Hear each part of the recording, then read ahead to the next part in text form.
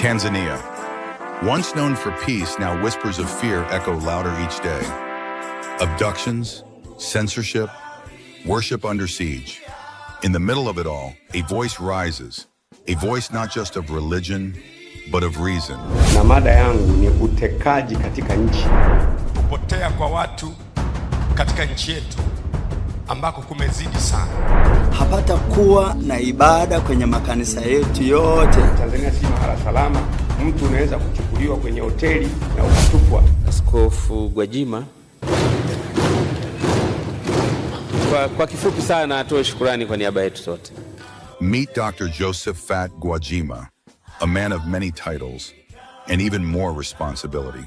He is the elected member of parliament for Kawe, Dar es Salaam's business capital, a member of the ruling party CCM's National Executive Council, a bishop leading the largest church congregation in Tanzania, and a parliamentary voice in the powerful committee on Lands, Tourism, and Natural Resources. But in 2025, his titles became secondary. What mattered most was his courage to speak when silence was expected. Kwa mfano, wewe una mwanao na mtoto wako kabisa amekosea, labda ametukana serikali au amefanya uhalifu, amefanya hivi. Taratibu zinazotumika ni kumchukua mtu huyu, kumarrest, kumpeleka mahakamani, ahukumiwe na mahakama. Sio adhabu ya kila mtu ni kupotea. Hapana, hili jambo halikubaliki kabisa. Na sasa ni nani anayefanya haya mambo sasa? On May 25th, 2025, Dr. Josephat Gwajima stood behind the microphones, not as a preacher, not as a politician, but as a Tanzanian deeply disturbed. He didn't come to campaign. He didn't come to point fingers. He came to break the silence. In a country slowly being muted, he spoke boldly against abductions in the country, with fear spreading like wildfire across Tanzania. He gave names, he gave facts, and he reminded the nation, this is not who we are. He mentioned Kenyan activist Boniface Mwangi, abducted after attending court in Tanzania. He mentioned Agatha, a Ugandan activist, also disappeared on Tanzanian soil. According to the Tanganyika Law Society, over 83 Tanzanians have gone missing under unclear circumstances. Businessmen, students, mothers, pastors, journalists, some were found, dumped, lifeless, with signs of torture. These were not isolated incidents. They were warnings. And yet the silence from the highest office in the land was louder than the cries for help. But Gwajima did not shout. He did not accuse. He simply asked, why is this happening? Why is no one answering for it? He reminded the press, the public, and the powerful, this is not politics. This is not opposition. This is about the soul of our nation. Hii orodha ya waliotekwa ninayo hapa yote, moja na mahali potekewa, nina peji kama peji 18 hivi za watu 83 wanatekwa, kidnapping in our country, abduction. Sunday, June 1st, a day that should have been like any other. The choir warm, it was just another worship day at Tanzania Glory of Christ. Just a sermon. Bishop Gwajima stood before the congregants. He hadn't come to cause alarm. He hadn't come to stir politics.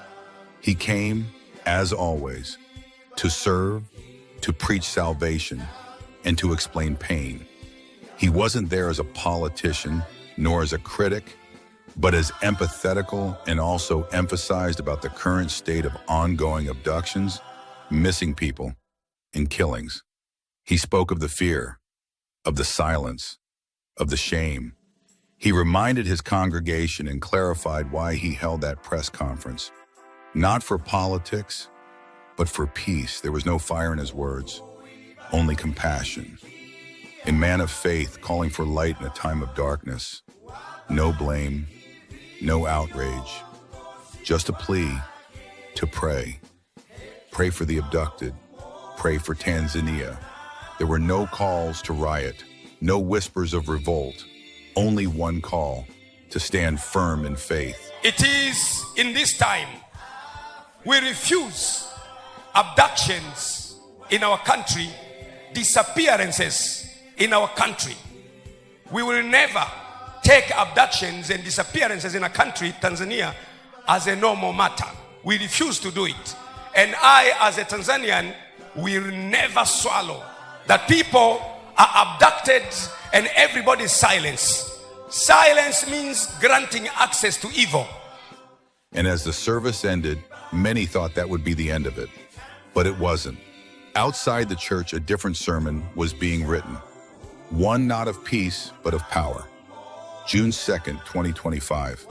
A day that started with rumors and ended in repression. Across social media, whispers were growing louder. Bishop Gwajima's church is about to be shut down. A letter was said to be circulating, that a government directive perhaps. But inside the church, nothing. No official communication, no visit, no warning, no call. That evening, Bishop Gwajima addressed the congregation with calm resolve. "We've received no such letter," he said. "We are preparing for our evening service as usual." Nafikiri umeona kwenye mtandao watu wanapitisha karatasi kwamba kanisa la ufufuo na uzima limefungwa. Hakuna wa kufunga kanisa la Mungu duniani. Si kweli, ni uongo, ni wahuni. And so the church prepared, as it always had. But that night, as prayers were to begin, so did the silence. Then, the sirens. At exactly 11 o'clock p.m., security forces descended on Glory of Christ Tanzania Church. A fleet of police vehicles, armed officers, tactical units. They didn't arrive with dialogue. They didn't knock. They stormed in. Worshippers were violently beaten, tear-gassed, forcefully removed from their house of prayer. Many were wrongfully arrested. There was no court order, no official notice, only brute force and fear. What happened wasn't just a closure. It was an attack on faith, a direct violation of the constitutional right to worship, a right enshrined in Tanzania's own laws. This wasn't just about Bishop Gwajima. It was about every Tanzanian who holds a Bible, a Quran, a rosary, or prayer beads. It was about every voice that dares to pray when power wants silence. That night, a church was not just closed, it was punished. A pulpit surrounded, a prayer disrupted, a people shaken. And as the police drove off into the darkness, one truth echoed louder than any siren. June 2nd will be remembered not for peace, but for persecution. The church doors were shut, but the hearts of millions remained wide open. In the days that followed, from June 3rd to June 7th, Tanzania witnessed not silence, but a deepening wound. No letter of closure was ever officially issued, no legal justification, no dialogue, just locked gates and unanswered prayers. Across the country, over 1.7 million worshipers from more than 2,000 Glory of Christ Tanzania church branches were denied their constitutional right to worship. Every spiritual rhythm came to a halt. No baptisms, no weddings, no church services, only silence.